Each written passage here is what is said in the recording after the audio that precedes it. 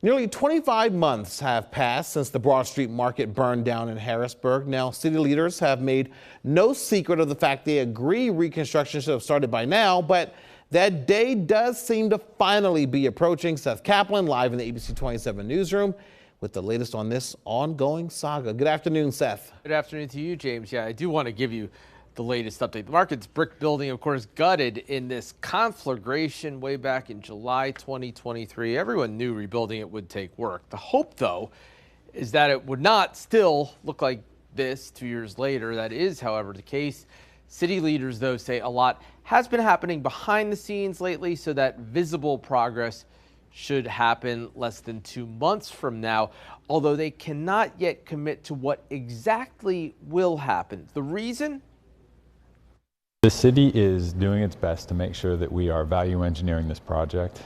If we have the funding, we will go with additional options that we have, whether it be shade structures or the seating area, you name it.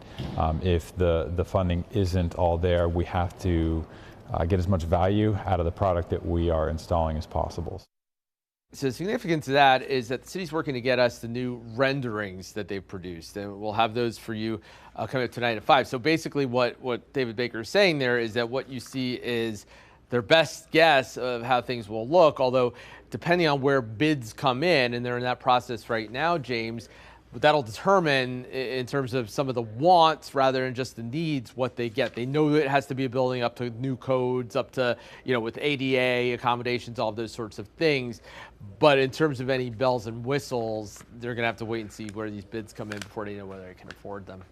Yeah, but at the end of the day, Seth, I mean, this fire happened more than 2 years ago at this point, and for people just wondering, they're just waiting and wondering what is going on. Why is it seemingly nothing has happened?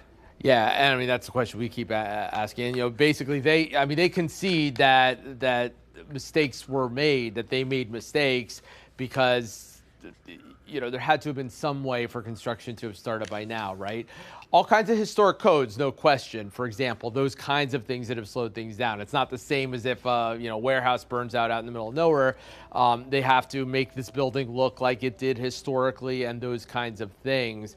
But as they've gone through this process and tried to optimize for a lot of different things, a lot of different wants here in terms of giving lots of people the opportunity to bid on the project and all the rest of it, yeah, here we are 2 years later, more than 2 years later, with them now saying, by the way, September 30th is the current target date for construction to begin. So we'll see. A long, slow process. All right, Seth Kaplan, live in the ABC 27 newsroom. Thank you so much for that. Hi, I'm Eric Finkenbinder from ABC 27. We're excited to announce the new ABC 27 News Plus app. Live stream newscasts or watch content on demand. This is different than the ABC 27 app on your smartphone. You can check this out at home and it's very easy to use. With a Fire Stick, go to the home page, scroll down to search. From there, enter ABC 27. Move over to the apps and there we are.